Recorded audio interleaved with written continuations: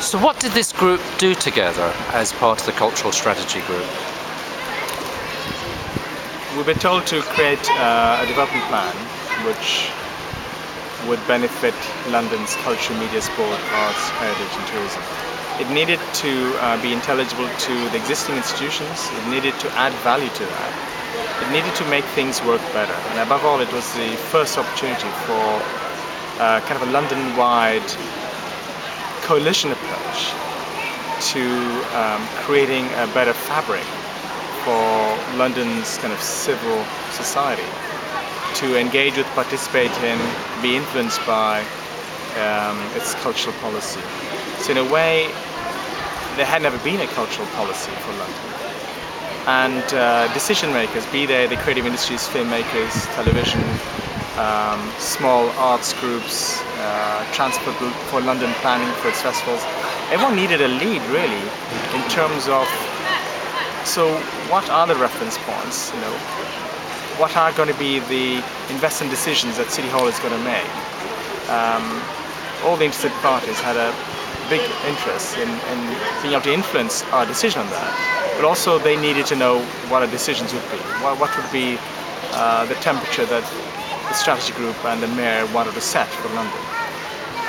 So the strategy group understood early on that we have this responsibility to create a document which would then be implemented, but that the making the document itself would create a process which would outlast and in a way make a document redundant. So I felt that two things. One is the cultural strategy group should itself become redundant, and that we set up an iterative process where people are getting together and discussing things which doesn't really need a strategy group to do it, but also that we have something to implement, that we have something meaningful as a consequence of 4 years of meetings.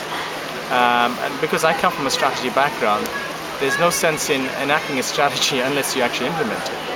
And I have to say, for me, I guess the most jaw-opening moment I had was, I think, in the second meeting I chaired, where I actually heard around the table a view expressed that what was important was to write a strategy. And I said, well, no, what is important is that you enact a strategy knowing full well that it needs to be implemented. So what you have to take into account is the implementation of a strategy. There's no sense in doing a strategy without having a thought about how it could be implemented. There's an argument about whether or not we needed to invest any time in wondering how we could implement the strategy. So for me, implementation was the test of a strategy, and I also understood that I perhaps wouldn't be around for the implementation of it. Therefore, I personally felt very committed to making sure that the working processes of creating a strategy itself set up the implementation structure, which became self-sustaining and autonomous of any governed body needing to do it. So the strategy group understood that, look, we're going to write a document, it'll be implemented. It needs to be intelligible to a wide range of parties, and especially ordinary Londoners. And what we didn't want was to create some dry language and a report, so to speak, which would only be of interest to the people who created it and for some of those institutions whose staff and principals were in the strategy group. So that was for us the filter through which we had to operate. There were three other filters we took on board: sustainability, diversity, and I guess the question to do with quality. Sustainability meant that we needed to have a cultural plan which was self-sustaining, but above all looked at issues to do with sustainable development. That cultural policy doesn't happen divorced from social and economic realities. It springs from that, it goes back into it, and its entire legitimacy comes from that. So it needed to be in tune with the wider policy shifts happening in society worldwide, to do with conducting ourselves and creating civil structures which were accountable, were healthy, and created lasting benefits which were self-sustaining. So we had to take that on board as a cultural plan. We talked about diversity because London in 2000 was the world leader, I would say, in terms of diversity and integration, in the sense that we had possibly 200 language groups living in London. You could take a national stadium like Crystal Palace, let's say 15,000 seater. I could fill it every Sunday with a cultural population. whether they were Cypriots, Americans, Jews, Bangladeshis, Poles, Irish, or English.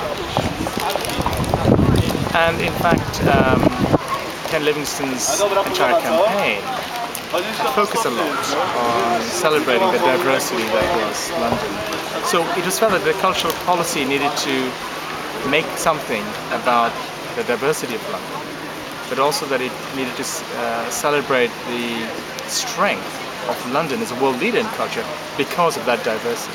Not just in terms of ethnicity, in my view, it's also to the fact that it was a city where people naturally migrated from profession to profession, where people mingled together in their professions and professions mingled and disciplines became hybridized.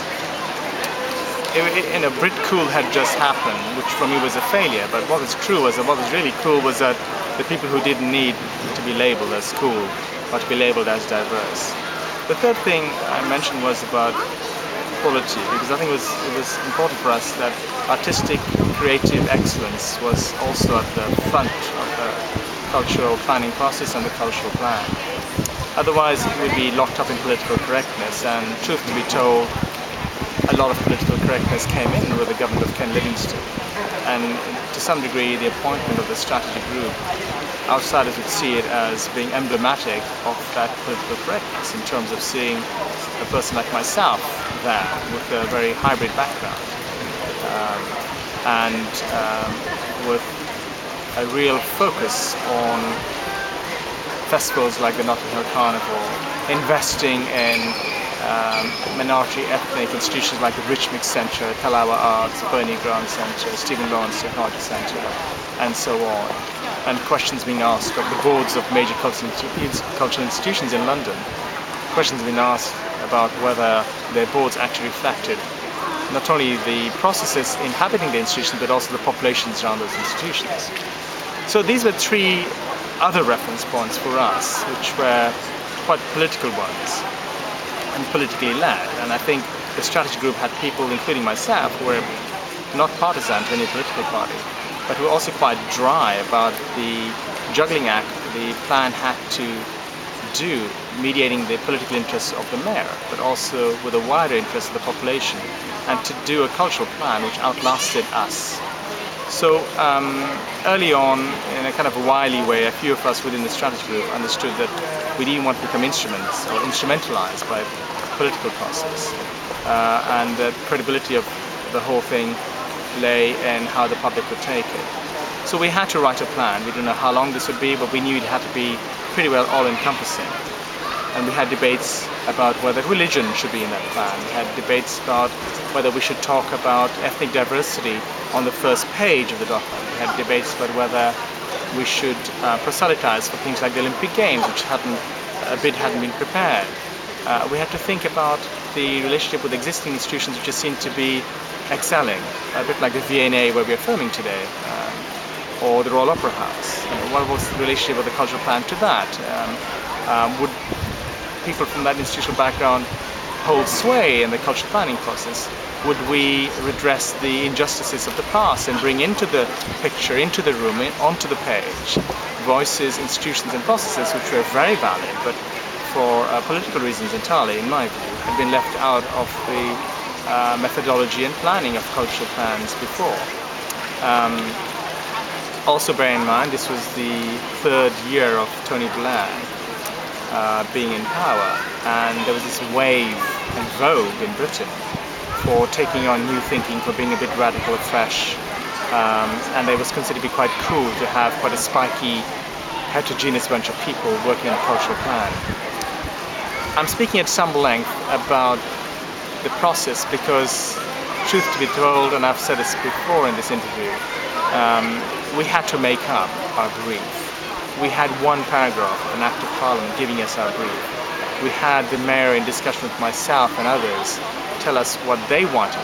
But I was quite clear that the accountability was to statute and to the public, not to institutions, not to the mayor, not to the civil servants, not to ourselves, and that we had to keep slightly in check our individual prejudices and our leanings. So